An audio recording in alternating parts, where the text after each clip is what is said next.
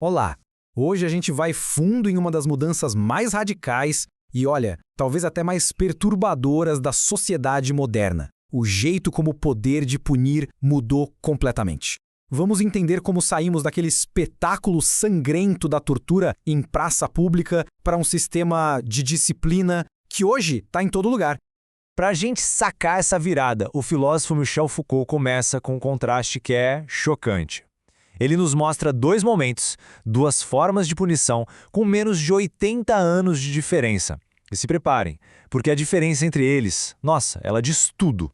Ok, vamos olhar para isso de perto. Em 1757, a gente tem o Suplício de Damiens. É uma cerimônia de dor, um espetáculo público, onde o corpo é destruído sistematicamente. A carne é rasgada, queimada, o corpo é desmembrado. É a punição como a festa terrível do poder. Agora, a gente avança menos de um século, e aí por volta de 1837, a punição é um cronograma. O dia de um detento é dividido nos mínimos detalhes, cada minuto é controlado. Trabalho, escola, refeições, sono. Aquela violência toda sumiu. E no lugar dela entra uma organização total do tempo e do corpo. E é aí que vem a grande pergunta, né? A pergunta que o Foucault joga na nossa cara. Como é que, em tão pouco tempo, a punição deixou de ser um ritual de dor para virar essa gestão minuciosa da vida? E a resposta, olha, não é tão simples quando a gente pensar, ficamos mais humanos, mais bonzinhos. Para começar, vamos entender por que aquele sistema antigo ruiu, por que a sociedade parou de fazer esses espetáculos de tortura. A verdade é que o espetáculo da tortura era uma aposta muito arriscada para o poder. Pensa bem, às vezes a execução dava errado, virava um caos. Em vez de sentir medo, a galera na praça podia sentir pena do condenado, transformando o cara num mártir. Pior ainda, toda aquela violência podia acabar contagiando a multidão, que se voltava contra os próprios carrascos e juízes. Ou seja, não era só cruel, era ineficiente. E essa situação aqui ilustra perfeitamente a nova crítica que estava surgindo na época com reformadores como o Beccaria. Eles diziam o seguinte: as execuções públicas não ensinam justiça, elas ensinam crueldade. O Estado, ao matar daquele jeito tão espetacular, acabava se parecendo demais com o criminoso que ele queria punir. Então o ponto-chave é esse: a punição saiu de cena. Ela saiu da praça pública e se escondeu atrás dos muros da prisão. Deixou de ser um show para virar um procedimento administrativo, secreto, burocrático. A vergonha da punição foi literalmente escondida. Isso leva a gente para um conceito fundamental, a tal da punição incorpórea. A ideia é que o alvo principal não é mais o corpo, a dor física. Em vez de quebrar os ossos da pessoa, o novo sistema vai fazer o quê? Vai tirar os direitos dela. A prisão não te quebra fisicamente, ela suspende a sua liberdade. O castigo deixou de ser essa arte de causar dor para virar uma espécie de gerenciamento de direitos. Mas peraí, se a punição não ataca mais o corpo diretamente, para onde ela foi? Qual é o novo campo de batalha do poder penal?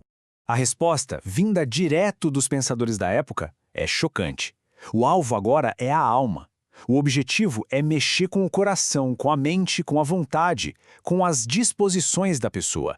Vamos ver como isso muda absolutamente tudo. No sistema antigo, a justiça queria saber: que crime foi esse? A lei foi quebrada? O foco era no ato. Ponto. Agora, o sistema novo pergunta outras coisas. Mas quem é esse criminoso? Quais são os instintos dele, o passado, as anomalias? Percebe a diferença? O julgamento não é mais só sobre o que a pessoa fez, mas sobre quem ela é. E quando a alma do criminoso vira protagonista, entram em cena novos personagens, né? Psiquiatras, psicólogos, assistentes sociais, toda uma galera chamada para decifrar essa alma, para dar um diagnóstico e, claro, para receitar uma cura. A justiça vira quase uma terapia. E é aqui que vem o pulo do gato no argumento do Foucault. Presta atenção. Essa mudança toda não aconteceu porque a gente ficou mais bonzinho. Não. Aconteceu porque foi descoberta uma forma de poder muito mais eficiente, muito mais abrangente. O Foucault chama isso de tecnologia política do corpo. O que é isso? É a ideia de que o poder não serve só para reprimir, para dizer não. Ele também produz. Ele investe no corpo, não para destruir, mas para treinar, para moldar, para tornar aquele corpo produtivo e obediente. Essa nova tecnologia é a disciplina.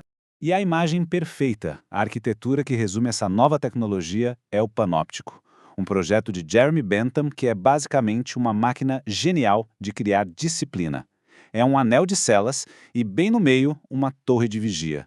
A sacada do panóptico é a seguinte: cada detento na sua cela está sempre visível para a torre central por causa da contraluz. Mas, e aqui que está o truque, o detento nunca sabe se tem alguém na torre olhando para ele naquele momento. E essa incerteza faz o quê?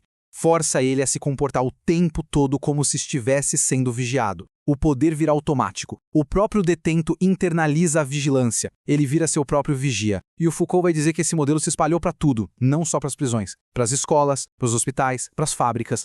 E tudo isso nos leva para o clímax da análise, para a ideia mais provocadora do Foucault, que vira o nosso jeito de pensar de cabeça para baixo.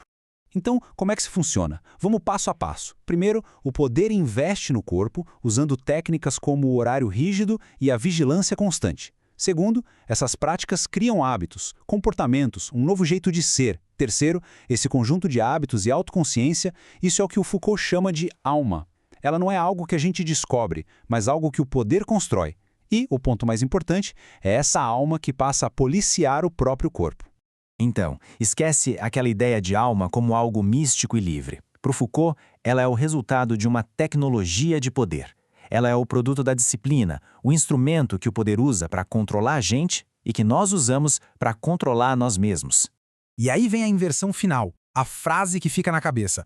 A gente costuma pensar no corpo como a prisão da alma, certo? Foucault vira isso de ponta cabeça. Com o surgimento da disciplina moderna, é a alma, com sua consciência, sua culpa, suas normas internalizadas, que se torna a verdadeira prisão, mantendo o corpo sob controle constante. Uma ideia para se refletir.